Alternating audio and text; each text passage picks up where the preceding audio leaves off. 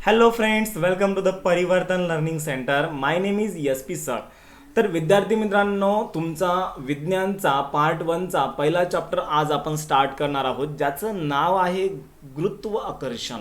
आता या ठिकाणी बघा, विज्ञान म्हणजे त्याला आपण इंग्लिशमध्ये सायन्स म्हणतो. सायन्स हे महत्त्वाचं का आहे? कारण की 11thला तुम्ही सायन्स घेता आणि 11th सायन्समध्ये आपण या ठिकाणी मोस्ट ऑफ जे मेन सब्जेक्ट शिकत असतो, दॅट इज द आपण त्याला म्हणत असतो फिजिक्स, केमिस्ट्री आणि बायोलॉजी. याला आपण मराठीमध्ये भौतिकशास्त्र, रसायनशास्त्र आणि जीवशास्त्र म्हणत असतो. ही महत्त्वाची सब्जेक्ट आहेत आणि याला कंबाईन मिळून आपण काय म्हणत असतो? सायन्स म्हणत असतो, ज्याला आपण मराठीमध्ये विज्ञान म्हणत असतो. हे विज्ञान खूप महत्त्वाचं आहे, कारण की जेव्हा तुम्ही 11वी-12वीला सायन्स घ्याल तर त्या ठिकाणी तुम्हाला त्याचं महत्त्व कळेल. कारण की विज्ञान जे आहे म्हणजे कोणता बी शोध लागलेला आहे, कोणती बी जी डिस्कवरी झालेली आहे तर ती सायन्सनी केलेली आहे. जसं की समजा आपली लाईट असेल, त्याच्यानंतर हा लॅपटॉप असेल, मोबाईल असेल, सगळ्या गोष्टी सायन्स बॅकग्राऊंडनं येत असतात. त्याच्यामुळे सायन्स हे खूप महत्त्वाचं आहे, विज्ञान हे खूप महत्त्वाचं आहे. तर मी तुम्हाला शुद्ध मराठी भाषेमध्ये डिटेलमध्ये सगळ्या गोष्टी तुम्हाला क्लिअर कट सांगणार आहे. आणि तुम्ही भविष्यामध्ये सायन्स घ्यावं हाच माझा एक उद्देश असणार आहे. त्याच्यामुळे सगळ्या गोष्टीला इंग्लिशमध्ये काय म्हणतात, जसं की गुरुत्वाकर्षणाला इंग्लिशमध्ये काय म्हणतात, केपलरचे नियम आहेत, केपलरच्या नियमाला इंग्लिशमध्ये काय म्हणतात, मुक्तिवेग आहे, असे सगळ्या गोष्टी विज्ञानमध्ये म्हणजे तुमच्या सायन्समध्ये जेवढ्या बी गोष्टी आहेत त्याला मराठीमध्ये तर काय म्हणतात तुम्हाला माहीत आहेच, पण त्याला इंग्लिशमध्ये काय म्हणायचं, जेणेकरून जेव्हा तुम्ही 11वीला सायन्स घ्याल तर त्या ठिकाणी तुम्हाला चांगल्या पद्धतीने सायन्स समजेल आणि तुम्हाला अडथळा येणार नाही. ओके, हाच माझा उद्देश असेल. चला ठीक आहे, तर 1 बाय 1 आपण आता स्टार्ट करूया. सर, सर्वात महत्त्वाचा जो चॅप्टर आहे आपला पहिला चॅप्टर आहे, दॅट इज आपण त्याला गुरुत्वाकर्षण असे म्हणतो. तर आता या ठिकाणी बघा, गुरुत्वाकर्षणामध्ये आपण काय शिकणार आहोत. तर गुरुत्वाकर्षणाला सर्वात पहिल्यांदा इंग्लिशमध्ये काय म्हणतात आपण जाणून घेऊया. तर या ठिकाणी तुम्ही माझ्यासोबत लिहून घेऊ शकता. या ठिकाणी मी पेन चेंज करतो, रेड कलरचा, ठीक आहे, या कलरचा पेन घेतो. तर या ठिकाणी तुम्ही पण माझ्यासोबत लिहून घ्या. ग्रॅव्हिटेशन याला इंग्लिशमध्ये म्हणतात. गुरुत्वाकर्षणाला इंग्लिशमध्ये काय म्हणतात? ग्रॅव्हिटेशन म्हणतात. ओके, तुम्ही पण या ठिकाणी लिहून घ्या. तर विद्यार्थी मित्रांनो, या चॅप्टरमध्ये आपण काय काय बघणार आहोत बघा. गुरुत्वाकर्षण आहे, केपलरचे नियम आहेत, पृथ्वीचे गुरुत्वीय त्वरण आहे, मुक्तिवेग काय असतो, वर्तुळाकार गती व अभिकेंद्री बल काय असतं, न्यूटनचा वैश्विक गुरुत्वाकर्षणाचा सिद्धांत काय आहे, जो की सर्वात महत्त्वाचा आहे, तुम्ही 11वीला-12वीला बघणार आहोत. आणि त्याच्यानंतर मुक्त पतन काय असतं हे पण तुम्ही 11वीला बघणार आहोत. 11वीला विद्यार्थी मित्रांनो ॲज इट इज हा चॅप्टर आहे. याचा थोडा पुढचा भाग आहे, ज्याला इंग्लिशमध्ये ग्रॅव्हिटेशन असं नाव दिलेलं आहे. ओके, हा जर चॅप्टर तुम्हाला चांगल्या पद्धतीने आता समजला तर मी सांगतो 11वी तुमची एकदम इझी जाणार आहे. ओके, तर या ठिकाणी विद्यार्थी मित्रांनो, गुरुत्वाकर्षण म्हणजे काय असतं, ज्याला आपण इंग्लिशमध्ये ग्रॅव्हिटेशन म्हणतो, हे जाणून घेण्याच्या पूर्वी आपण काही या ठिकाणी थोडे आठवाचे काही क्वेश्चन्स आहेत, काही प्रश्न आहेत ते आपण बघूया. तर थोडे आठवाला इंग्लिशमध्ये काय म्हणायचं विद्यार्थी मित्रांनो? कॅन यू रिकॉल म्हणायचं. काय म्हणायचं याला? कॅन यू रिकॉल म्हणायचं. मी पेन चेंज करून घेतलेला आहे, तर या ठिकाणी तुम्ही लिहू शकता कॅन यू रिकॉल, म्हणजे त्याला आपण म्हणू शकतो थोडे आठवा. ओके, तर या ठिकाणी पहिला प्रश्न त्यांनी विचारलाय, एखाद्या वस्तूवर बल लावल्यास काय परिणाम घडून येतो. बघा, मी प्रश्न या ठिकाणी विद्यार्थी मित्रांनो हायलाईट करत आहे. बघा काय प्रश्न विचारला आहे, एखाद्या वस्तूवर बल जर समजा आपण जर लावलं तर त्या ठिकाणी त्याचा काय परिणाम घडून येतो हे आपल्याला या ठिकाणी विचारलंय. तर एकदम सोपं आहे. एखादी वस्तू आहे, कोणती बी एखादी वस्तू घ्या. या ठिकाणी आपण एखादी वस्तू म्हणजे या ठिकाणी आपण बॉल घेऊता. ठीक आहे, या ठिकाणी आपण एक बॉल घेतलेला आहे आणि या बॉलवर जर समजा तुम्ही बल लावलं, बल म्हणजे काय असतं रे इंग्लिशमध्ये, आपण त्याला काय म्हणत असतो? बलला आपण इंग्लिशमध्ये फोर्स म्हणत असतो. काय म्हणत असतो? फोर्स म्हणजेच बल असतं, बल म्हणजेच फोर्स असतो. म्हणजे एखाद्या वस्तूवर जर समजा तुम्ही फोर्स लावला तर त्या ठिकाणी त्याचा परिणाम काय होतो, या ठिकाणी तुम्हाला हा प्रश्न विचारलेला आहे. जर समजा तुम्हाला याचं आन्सर येत असेल, याचं उत्तर येत असेल तर मला तुम्ही कमेंटमध्ये सांगू शकता. बघा, या ठिकाणी एखाद्या वस्तूवर जर समजा आपण बल लावलं तर ती वस्तू जर समजा स्थिर असेल, काय असेल? ती जर वस्तू जर समजा स्थिर असेल तर ती वस्तू गतिमान होते. काय होते? गतिमान होते. म्हणजे गतिमान वस्तू स्थिर करण्यासाठी किंवा एखादी स्थिर वस्तू गतिमान करण्यासाठी आपण या ठिकाणी बलाचा उपयोग करत असतो, म्हणजे आपण फोर्सचा उपयोग करत असतो. आता या ठिकाणी बघा, एखाद्या वस्तूवर बल लावल्यावर काय काय होतं मी तुम्हाला सांगतो. नंबर 1, स्थिर वस्तू असेल तर ती गतिमान होते किंवा गतिमान वस्तू असेल तर ती स्थिर होते. किंवा एखाद्या वस्तूला एका स्थानावरून दुसऱ्या स्थानावर तुम्हाला न्यायचं असेल तर त्या ठिकाणी बलाचा उपयोग केला जातो. किंवा या ठिकाणी जर एखाद्या वस्तूचा आकार बदलायचा असेल तर त्या ठिकाणी आपण बलाचा उपयोग करत असतो. ओके, आता पहिला पॉईंट बघा या ठिकाणी स्थिर वस्तू गतिमान कशी होते. आता या ठिकाणी तुम्ही इथं उभे आहात, ठीक आहे, तुम्हाला घरी लाडानं चिंटू म्हणत असतील. Okay, so you are the Chintu. या ठिकाणी तुम्ही उभे आहात या ठिकाणी आणि या बॉलला तुम्ही काय केलेली आहे, किक मारलेली आहे. Okay, what is the kick. Kick म्हणजे लात मारणे. ओके, तर या ठिकाणी तुम्ही या बॉलला लात मारलेली आहे. मग जसं की समजा हा बॉल सर्वात पहिल्यांदा रेस्ट कंडिशनला आहे म्हणजे स्थिर पोझिशनला आहे. जेव्हा तुम्ही याला किक माराल म्हणजे लात माराल तर या ठिकाणी स्थिर बॉल हा गतिमान असतो म्हणजे मोशनमध्ये येतो. बरोबर आहे. म्हणजे या ठिकाणी आपण लात मारली म्हणजे काय केलं, त्याच्यावर आपण बल अप्लाय केलेलं आहे, आपण त्याच्यावर बल प्रयुक्त केलेलं आहे. इथे लक्षामध्ये म्हणजे जर समजा तुम्हाला कोणी विचारलं एखाद्या वस्तूवर बल लावल्यास काय होईल तर या ठिकाणी तुम्ही म्हणू शकता स्थिर वस्तू गतिमान होते आणि गतिमान वस्तू स्थिर होते. किंवा एखाद्या वस्तूचा आकार बदलण्यासाठी देखील आपण या ठिकाणी बलाचा उपयोग करू शकतो. ओके विद्यार्थी मित्रांनो, या ठिकाणी बघा 10वीचे पूर्णच्या पूर्ण जे गाईड्स आहेत, ओके, तर या ठिकाणी जे गाईड्स आहेत तर हे गाईड्स आपण परिवर्तन ॲपवर अवेलेबल केलेले आहेत, ते पण फ्री ऑफ कॉस्टमध्ये. ओके, जर समजा तुम्ही परिवर्तन ॲप आत्तापर्यंत डाउनलोड नसेल केलं तर परिवर्तन ॲप जरूर डाउनलोड करा, ज्याची लिंक मी फर्स्ट कमेंटमध्ये दिलेली आहे किंवा डिस्क्रिप्शन बॉक्समध्ये दिलेली आहे. परिवर्तन ॲपवर तुम्हाला पूर्णच्या पूर्ण 10वीचे गाईड्स तुम्हाला अवेलेबल होणार आहेत, भेटणार आहेत त्या ठिकाणी आणि टोटल फ्री ऑफ कॉस्टमध्ये त्या ठिकाणी तुम्ही बघू शकता. पूर्ण व्हिडिओ त्या ठिकाणी मी टाकलेले आहेत, नोट्स अवेलेबल आहेत, टेस्ट अवेलेबल आहेत. ओके, तर परिवर्तन ॲप तुम्ही नक्की डाउनलोड करा आणि तुमच्या मित्रांना पण या ठिकाणी सांगा. चला ठीक आहे, पहिला क्वेश्चन कॅन यू रिकॉलचा त्याला आपण मराठीमध्ये म्हणतो थोडे आठवाचा. पहिला प्रश्न सर्वांना समजला. पहिला क्वेश्चन, आता आपण प्रश्नाला क्वेश्चन म्हणूया कारण की थोडं आपण जरा इंग्लिशला शिफ्ट करूया, कारण की इंग्लिश जर समजा तुम्ही लवकरात लवकर शिकली so it will be beneficial for you, म्हणजे ही तुमच्या कामाची आहे. ओके, तर या ठिकाणी बघा दुसरा प्रश्न, या ठिकाणी बघा दुसरा प्रश्न काय सांगतो. आता थोडं मी काय करतो या ठिकाणी हायलायटर चेंज करतो. बघा दुसरा प्रश्न काय, तुम्हाला बलाचे कोणकोणते प्रकार माहिती आहेत. तुम्हाला बलाचे कोणकोणते प्रकार माहिती आहेत याचं आन्सर जर समजा तुम्हाला माहिती असेल म्हणजे बलाचे कोणकोणते प्रकार आहेत, आपण कोणकोणत्या प्रकारचं बल लावतो, या ठिकाणी तुम्हाला याचा आन्सर जर माहीत असेल तर त्या ठिकाणी तुम्ही मला कमेंटमध्ये सांगू शकता. आता या ठिकाणी मी काय करतो, एक पेज घेतो आणि या पेजचा वापर करून या ठिकाणी मी तुम्हाला सांगेल की ठीक आहे, याचा वापर करून मी तुम्हाला सांगेल की कोणकोणते बल या ठिकाणी आहेत किंवा बलाचे कोणकोणते प्रकार आहेत. एकदा एक मिनिट जस्ट मला या ठिकाणी एकदा ॲडजस्ट करून घेऊ द्या या ठिकाणी. यस,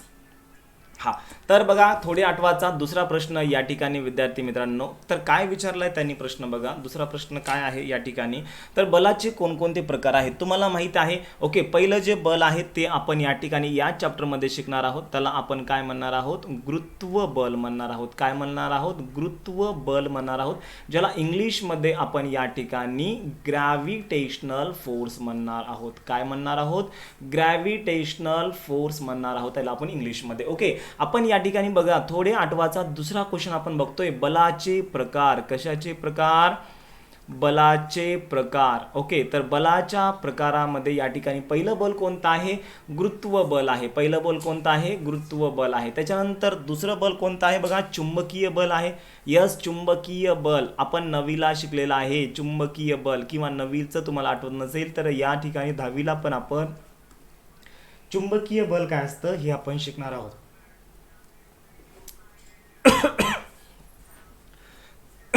सॉरी,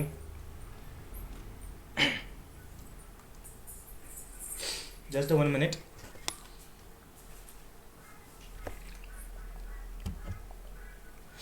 हा, चला ठीक आहे, लक्षात आलं तुम्हाला. चुंबकीय बल म्हणजे यालाच आपण इंग्लिशमध्ये काय म्हणत असतो विद्यार्थी मित्रांनो, मॅग्नेटिक फोर्स म्हणत असतो. काय म्हणत असतो,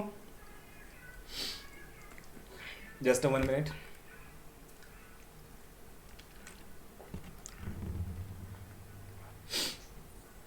तर आता या ठिकाणी बघा चुंबकीय बल याला आपण इंग्लिशमध्ये काय म्हणत असतो, मॅग्नेटिक फोर्स. म्हणजे काहीच नाही रे, चुंबक माहिती आहे सर्वांना. हा, चुंबक माहिती आहे.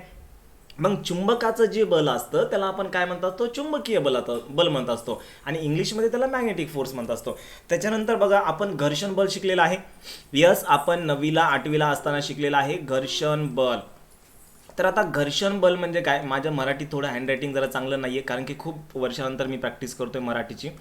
कारण की मोस्ट ऑफ मी इंग्लिशमध्येच शिकवत असतो. ओके, तर या ठिकाणी भरपूर साऱ्या विद्यार्थ्यांची इच्छा होती की सर तुम्ही मराठी मीडियमचं पण विज्ञान घ्या, कारण की भरपूर सारे जे खेडेगावातले मुलं आहेत त्यांना फायदा होईल. त्याच्यामुळे या ठिकाणी मी तुमच्यासाठी स्पेशली या ठिकाणी मराठीमधलं विज्ञान मी घेत आहे. तर या ठिकाणी बघा, घर्षण बल काय असतं, याला तुम्ही इंग्लिशमध्ये काय म्हणता असता, फ्रिक्शनल फोर्स म्हणता असता.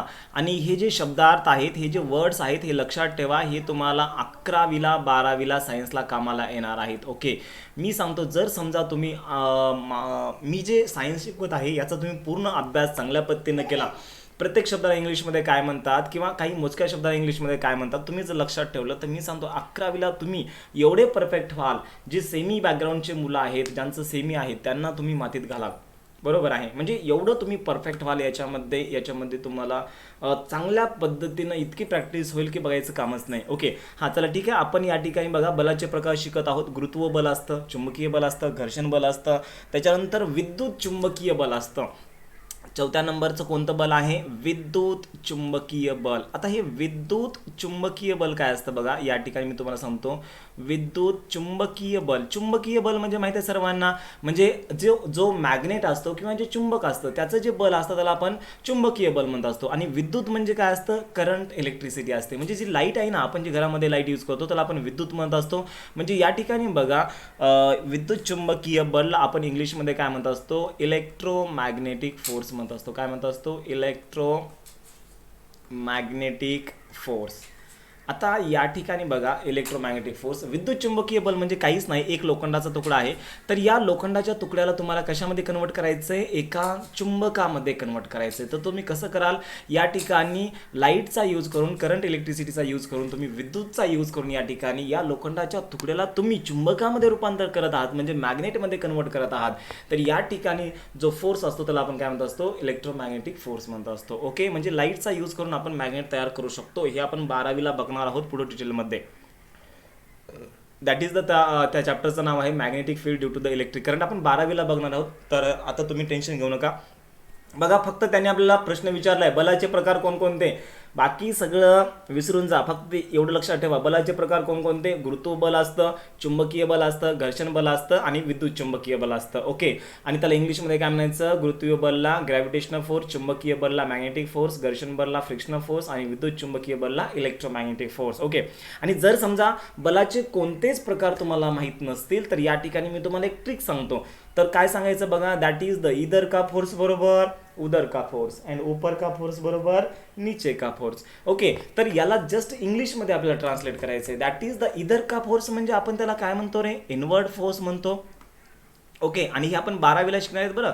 इनवर्ड फोर्स म्हणतो आणि उदर का फोर्स बरोबर त्याला आपण काय म्हणतो, आउटवर्ड फोर्स म्हणतो. म्हणजे हे पण एक बलाचे प्रकारच आहेत, कारण की फोर्स म्हणजे सर्वांना माहीत आहे बल आहे. ओके, दॅट इज द त्याला आतमधला फोर्स, बाहेरचा फोर्स, वरला फोर्स आणि खालचा फोर्स असं या ठिकाणी तुम्ही म्हणू शकता. ओके, हा कन्सेप्ट आपण 12वीला शिकणार आहोत. बट फिलहाल के लिए आत्तापर्यंत तुम्ही या ठिकाणी फक्त एवढंच लक्षात ठेवा की एवढे सारे बलाचे प्रकार आहेत. आणि याच्या व्यतिरिक्त जर समजा तुम्हाला बलाचे प्रकार माहीत असतील तर त्या ठिकाणी तुम्ही मला कमेंटमध्ये सांगा. त्याच्यानंतर थोड्या आठवाचा म्हणजे कॅन यू रिकॉलचा तिसरा प्रश्न या ठिकाणी तुमच्या स्क्रीनवर आहे. तर काय आहे बघा, तिसरा क्वेश्चन, गुरुत्वाकर्षण बलाविषयी तुम्हाला काय माहीत आहे. आता या ठिकाणी बघा, गुरुत्वाकर्षण बलाविषयी तुम्हाला काय माहीत आहे. काय माहीत हो तुम्हाला गुरुत्वाकर्षण बलाविषयी. ओके, याला मी रब करतो. हां, तर सांगा बरं, गुरुत्वाकर्षण बलाविषयी तुम्हाला काय माहीत आहे. तर तुम्हाला ही गोष्ट माहीत आहे, गुरुत्वाकर्षण बल हे एक वैश्विक बल आहे. कोणतं बल आहे, वैश्विक बल आहे. आणि हे फक्त पृथ्वीमध्येच किंवा पृथ्वीवरील दोन वस्तूमध्येच या ठिकाणी प्रयुक्त नसतं. म्हणजे या विश्वातील कोणतीही दोन वस्तू घेतली, म्हणजे कोणत्याही दोन गोष्टी घेतल्या, उदाहरणार्थ जर समजा आपण या ठिकाणी सन घेतला, या ठिकाणी आपण जर समजा सूर्य घेतला, सन म्हणजे काय आहे, सूर्य आहे. ओके, आणि त्याच्यानंतर आपण चंद्र घेतला किंवा आपण पृथ्वी घेतली, तर या ठिकाणी बघा हा सूर्य आहे आणि या ठिकाणी ही आपली पृथ्वी आहे. ओके, तर सूर्य आणि पृथ्वीमध्ये देखील एक बल असतं, तर त्याला आपण काय म्हणत असतो, गुरुत्वाकर्षण बल म्हणत असतो. म्हणजे गुरुत्वाकर्षण बल हे फक्त पृथ्वीवरच नसतं, तर या विश्वातील कोणत्याही दोन वस्तूंमध्ये गुरुत्वाकर्षण बल असतं. आलं लक्षामध्ये. तर याचं एक्सप्लेनेशन बघा या ठिकाणी खाली दिलेलंच आहे. तर काय बघा, आय होप सर्वांना 3 क्वेश्चन जे आहेत कॅन यू रिकॉलचे, म्हणजे थोडे आठवाचे जे 3 क्वेश्चन आहेत चांगल्या पद्धतीनं समजलेले आहेत. पहिला क्वेश्चन होता, एखाद्या वस्तूवर बल लावल्यास काय परिणाम घडून येतो. त्याच्यानंतर तुम्हाला बलाचे कोणकोणते प्रकार माहीत आहेत, आताच मी तुम्हाला सांगितलं. आणि गुरुत्वाकर्षण बलाविषयी तुम्हाला काय माहित आहे, तर गुरुत्वाकर्षण बल हे एक वैश्विक बल आहे. या ठिकाणी त्यांनी खाली डिटेलमध्ये दिलेलं आहे बघा. तर गुरुत्वाकर्षण बल हे एक वैश्विक बल असून ते केवळ पृथ्वीवरील दोन वस्तूंमध्येच नव्हे तर कोणत्याही दोन खगोलीय वस्तूंमध्येही प्रयुक्त होते. हे आपण मागील इयत्तेत म्हणजे 9वी मध्ये आपण पाहिलंच आहे. या बलाचा शोध कसा लागला ते आपण आता जाणून घेणार आहोत. ओके, तर या ठिकाणी तुम्हाला मी ऑलरेडी सांगितलेलं आहे की गुरुत्वाकर्षण बल हे कोणतं बल आहे, हे एक वैश्विक बल आहे.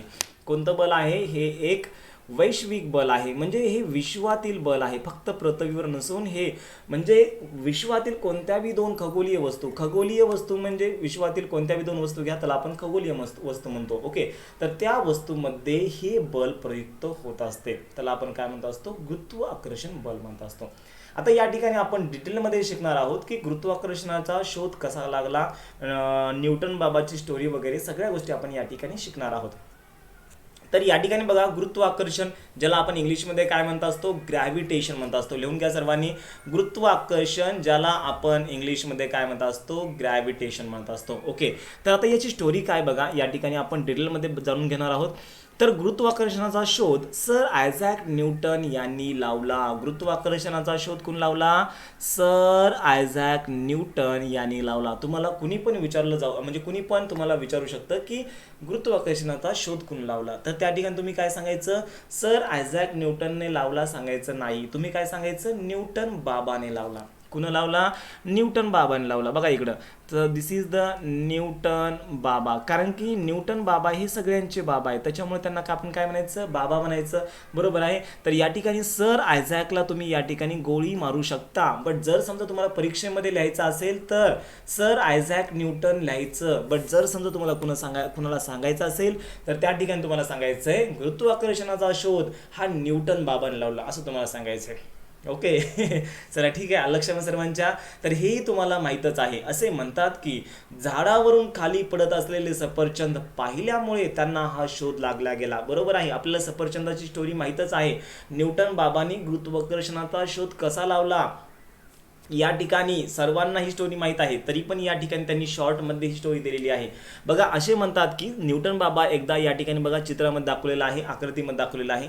न्यूटन बाबा या ठिकाणी बघा दिसतंय माणूस या ठिकाणी, यस यालाच म्हणायचं न्यूटन बाबा.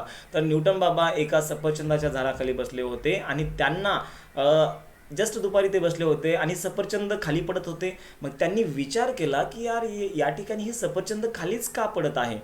मग अशा पद्धतीनं त्यांच्या लक्षात आलं की नाही यार, पृथ्वी काय करत आहे, प्रत्येक गोष्टीला स्वतःकडे खेचून घेत आहे, आकर्षित करत आहे. मग ते कोणत्या ना कोणत्या बलानं आकर्षित करत असते आणि त्या बलालाच न्यूटन बाबांनी नाव दिलं गुरुत्वाकर्षण बल. ओके, आणि त्याच्यामुळे आपण म्हणू शकतो की या ठिकाणी गुरुत्वाकर्षणाचा शोध हा अशा पद्धतीने लागलेला आहे. ओके, तर या ठिकाणी बघा त्यांना प्रश्न पडला की सर्व सफरचंदे हे सरळ खालीच का पडतात किंवा क्षितिज लंब दिशेने सरळ खालीच का पडतात. क्षितिज लंब दिशेने म्हणजे सरळ खालीच का पडतात असं तुम्ही या ठिकाणी म्हणू शकता. ओके, आता या ठिकाणी बघा हे जे सर्व सफरचंदे आहेत ही सरळ खालीच का पडालेत या ठिकाणी त्यांनी आपल्याला या ठिकाणी म्हणलेलं आहे बघा. ओके, तर न्यूटन बाबांनी विचार केला की सर्व खालीच का पडत आहेत, तिरकी का पडत नाहीत किंवा क्षितिज समान रेषेत का पडत नाहीत. ओके, क्षितिज समान रेषा म्हणजे बघा या ठिकाणी पृथ्वी आहे, इथं पृथ्वी आहे, बरोबर आहे. तर पृथ्वी आणि त्याला क्षितिज समान रेषा म्हणजे आडवी रेषा असते, त्याला आपण क्षितिज समान रेषा म्हणतो. आणि क्षितिज लंब रेषा म्हणजे अशी सरळ उभी रेषा, तर याला म्हणायचं क्षितिज लंब रेषा म्हणायचं. तर या ठिकाणी बघा न्यूटन बाबाने विचार केला की सर्व जी सफरचंदे आहेत तर ती क्षितिज लंब दिशेने म्हणजे सरळ खालीच का पडतात, ती तिरकी का पडत नाहीत. म्हणजे सफरचंद एखादं इकडं का जात नाही, इकडं का जात नाही, सरळ का जात नाही, क्षितिज समान रेषेत म्हणजे सरळ का जात नाहीये. ओके, म्हणजे या ठिकाणी बघा असं सरळ का या ठिकाणी इकडे जात नाही, ते खालीच का पडालंय असं न्यूटन बाबाने विचार केला. मग शेवटी न्यूटन बाबाला कळालं की नाही, पृथ्वीच्या केंद्राकडे असं एक बल आहे जे की प्रत्येक सफरचंदाला पृथ्वीच्या केंद्राकडे आकर्षित करायलंय आणि ते बल म्हणजे दुसरं तिसरं कोणी नसून गुरुत्वाकर्षण बल आहे असं न्यूटन बाबांनी आपल्याला सांगितलं. बघा या ठिकाणी काय म्हणतो न्यूटन बाबा पुढं, बऱ्याच विचारांती म्हणजे यार त्यांनी खूप विचार केला. असं नाही की आपलं म्हणजे आपल्यासारखं एखादा माणूस असला असतं किंवा तुम्ही असले असते तर काय काय म्हणलं असतं तुम्ही, वा वा वा सफरचंद पडाले तर मस्तपैकी सफरचंद घ्या, त्याच्यानंतर आपली जी बॅग आहे बॅग भरा. बरोबर आहे, पण न्यूटन बाबांनी तसा विचार केला का, बिलकुल विचार केला नाही. न्यूटन बाबांनी विचार केला की सफरचंद खालीच का पडाले. ओके, आपण असलो असतो काय केलं असतं, सफरचंदाला आपण खाऊन टाकलं असतं. पण ते न्यूटन बाबा होते, सर्वांचे बाबा होते. ओके, मग त्यांनी तसं केलं नाही. बघा या ठिकाणी बऱ्याच विचारांती त्यांनी निष्कर्ष काढला की पृथ्वी सफरचंदाला स्वतःकडे आकर्षित करीत असेल. म्हणजे काय होत आहे, पृथ्वी या सफरचंदाला स्वतःकडे आकर्षित करीत असेल व या आकर्षण बलाची दिशा ही पृथ्वीच्या केंद्राकडेच असते. हा, या ठिकाणी बघा, तर न्यूटन बाबांनी विचार केला की नाही नाही यार, या ठिकाणी पृथ्वी काय करत आहे, या सफरचंदाला ती काय करत आहे, हा जो सफरचंद आहे या सफरचंदाला ती पृथ्वीच्या केंद्राकडे वळून घेत आहे, आकर्षित करत आहे आणि त्याची जी दिशा आहे त्या बलाची दिशा पृथ्वीच्या केंद्राकडे असेल असं त्यांनी विचार केला. झाडावरील सफरचंदापासून पृथ्वीच्या केंद्राकडे जाणारी दिशा ही क्षितिज लंब असल्याने सफरचंद झाडावरून क्षितिज लंब दिशेने खाली पडत आहे. आता या ठिकाणी बघा, हे जे बल आहे या बलाची दिशा क्षितिज लंब आहे. क्षितिज लंब म्हणजे बघा, ही क्षितिज समांतर रेषा म्हणजे आडवी रेषा आणि त्याला 90 अंशामध्ये म्हणजे आपण म्हणतो इंग्लिशमध्ये 90 डिग्रीमध्ये एक आपण जर समजा रेषा काढली, एक लाईन काढली, तर याला म्हणायचं क्षितिज लंब रेषा. याला काय म्हणायचं, क्षितिज लंब रेषा म्हणायचं. ओके, आणि ही कोणती झाली, ही झाली क्षितिज रेषा. ही जी आडवी रेषा आहे ती झाली क्षितिज रेषा आणि क्षितिज लंब म्हणजे 90 अंशामध्ये कोण बनवणारी रेषा आपण काढली. म्हणजे सर्वच्या सर्व सफरचंद या ठिकाणी क्षितिज लंब दिशेने खाली पडत आहे असं न्यूटन बाबांनी आपल्याला सांगितलं. येतं लक्षामध्ये. ओके, चला ठीक आहे. याच्यानंतर बघा पुढची स्टोरी काय, याला मी रब करतो.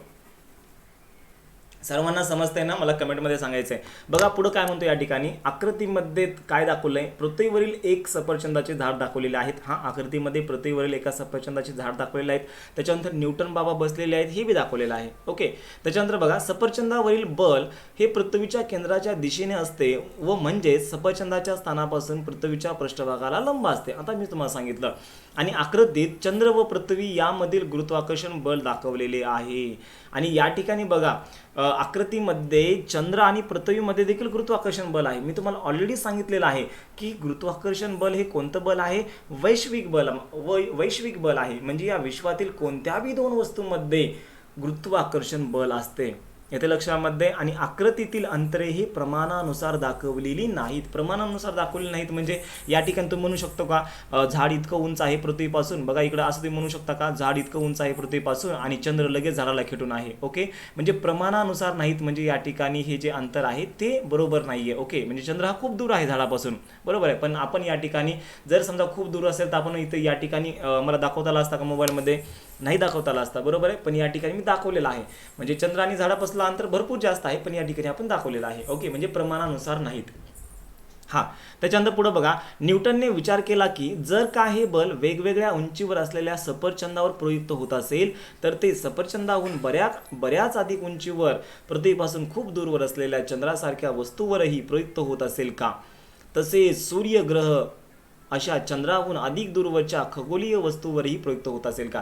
आता या ठिकाणी बघा न्यूटन बाबांनी स्टार्टिंगला विचार काय केला, न्यूटन बाबांनी स्टार्टिंगला विचार केला की आता हे जे खालचं सफरचंद आहे या खालच्या सफरचंदावर बल प्रयुक्त होत आहे, त्याच्यानंतर इथं पण बल प्रयुक्त आहे, इथं पण होत आहे, इथं पण होत आहे, इथं पण होत आहे, इथं पण, म्हणजे सगळ्या सफरचंदावर गुरुत्वीय बल हे प्रयुक्त होत आहे, बरोबर आहे. मग या ठिकाणी न्यूटन बाबांनी विचार केला की चंद्र हा पृथ्वीपासून खूप दूर आहे, मग चंद्रावर या ठिकाणी गुरुत्वीय बल प्रयुक्त होत असेल काय. त्याच्यानंतर इथं कुठेतरी सूर्य आहे, सूर्यावर या ठिकाणी गुरुत्वीय बल प्रयुक्त होत असेल काय, असं न्यूटन बाबांनी विचार केला. आणि त्यांनी शेवटी निष्कर्ष काढला, कन्क्लुजन काढलं की या ठिकाणी सर्वावरच या ठिकाणी गुरुत्वाकर्षण बल हे प्रयुक्त होत आहे. जसं की चंद्रावर प्रयुक्त होत आहे, सूर्यावर प्रयुक्त होत आहे. म्हणजे जेवढ्या बी खगोलीय वस्तू आहेत, खगोलीय वस्तू म्हणजे या विश्वातली कोणती बी गोष्ट असेल, कोणती वस्तू असेल तर त्याला आपण खगोलीय वस्तू म्हणतो. ओके, तर सर्वच्या सर्व खगोलीय वस्तूवर गुरुत्वाकर्षण बल हे प्रयुक्त होत आहे असं न्यूटन बाबांनी आपल्याला सांगितलं. ओके, त्याच्यानंतर या ठिकाणी पुढे बघा, पुढचा पार्ट आपल्याला बघायचा या ठिकाणी. चला ठीक आहे, इथपर्यंतचा सर्वांना पार्ट समजलेला आहे. ओके, त्याच्यानंतर या ठिकाणी बघा बल व गती, फोर्स आणि मोशन याच्याविषयी आपल्याला आता जाणून घ्यायचं आहे. तर आता बल म्हणजे काय असतं मी तुम्हाला ऑलरेडी सांगितलेलं आहे. बल म्हणजे काय असतं त्याला आपण इंग्लिशमध्ये काय म्हणत असतो मित्रांनो, फोर्स म्हणत असतो. आणि गती म्हणजे काय असतं इंग्लिशमध्ये त्याला आपण मोशन म्हणत असतो. या ठिकाणी बघा बल म्हणजे आपण त्याला इंग्लिशमध्ये काय म्हणत असतो, फोर्स म्हणत असतो. आणि गती म्हणजे त्याला आपण इंग्लिशमध्ये काय म्हणत असतो, मोशन म्हणत असतो. हे शब्द लक्षात ठेवा, हे शब्द तुम्हाला 11वी सायन्सला खूप कामाला येणार आहेत. ओके, तर बल काय असतं बघा, एखाद्या वस्तूच्या वेगाच्या परिमाणात किंवा गतीच्या दिशेत बदल घडून आणण्यासाठी त्यावर बल प्रयुक्त होणे आवश्यक असते हे आपण पाहिले आहे. म्हणजे जर समजा एखादी वस्तू गतिमान असेल, आता हा बॉल आहे, बरोबर आहे, सर्वांना माहित आहे बॉल. तर जर समजा हा बॉल या ठिकाणी असा इकडं पळत आहे किंवा हा गतिमान आहे, ओके, म्हणजे मोशनमध्ये आहे, मग त्याला जर तुम्हाला जर स्टॉप करायचं असेल तर या ठिकाणी आपण काय करतो, बल लावतो, म्हणजे आपण हात लावून काय करतो, बॉलला आपण स्टॉप करतो, बॉलच्या मोशनला म्हणजे बॉलच्या गतीला आपण स्टॉप करत असतो. ओके, म्हणजे आपण त्याला थांबवत असतो, बरोबर आहे. म्हणजे आपण काय करालोय, आपण बळ लावालोय. म्हणजे एखाद्या वस्तूच्या वेगामध्ये काही ना काही परिमाणामध्ये किंवा गतीच्या दिशेमध्ये बदल घडून आणायचा असेल तर त्या ठिकाणी आपण काय करत असतो, बळ लावत असतो. आता उदाहरणार्थ जर समजा हा बॉल या ठिकाणी बघा इकडल्या डायरेक्शनला चाललाय, या दिशेला चाललाय. जर समजा तुम्हाला बॉल या दिशेला वळवायचा असेल, ओके, या ठिकाणी इकडल्या दिशेला वळवायचा असेल तर तुम्ही या ठिकाणी काय करणार, इकडून एक असा हात लावणार, तर या ठिकाणी बॉल इकडे इकडे इकडे इकडे घेणार. किंवा या ठिकाणी तुम्ही जर समजा अशी एक भिंत मानली या ठिकाणी, तर या ठिकाणी काय होणार, ही भिंत या बॉलवर काय करणार, बल प्रयुक्त करणार, त्याच्यामुळे या बॉलची जी दिशा आहे ती काय होणार, बदलणार. म्हणजे दिशेमध्ये बदल घडून आणायचा असेल किंवा त्याच्या वेगामध्ये चेंज करायचा असेल, वेग जास्त आहे कमी करायचा असेल तर त्या ठिकाणी आपण काय करत असतो, बल प्रयुक्त आपण करत असतो. आलं लक्षामध्ये. त्याच्यानंतर थोडे आठवाला इंग्लिशमध्ये काय म्हणायचं मी तुम्हाला आता सांगितलंय. थोडे आठवा म्हणजे या ठिकाणी बघा कॅन यू रिकॉल म्हणायचं. तर कॅन यू रिकॉलचा हा क्वेश्चन या ठिकाणी त्यांनी विचारलेला आहे. बघा त्यांनी काय विचारले, न्यूटनचे गतिविषयक असणारे 3 नियम सांगा. ओके, आता या ठिकाणी आपण 1 बाय 1 न्यूटनचे गतिविषयक असणारे 3 नियम आपण बघणार आहोत. एकदम इझी आहे, जे की आपण ऑलरेडी 9वी मध्ये म्हणजेच 9th स्टँडर्डमध्ये आपण शिकलेलं आहे. तर या ठिकाणी बघा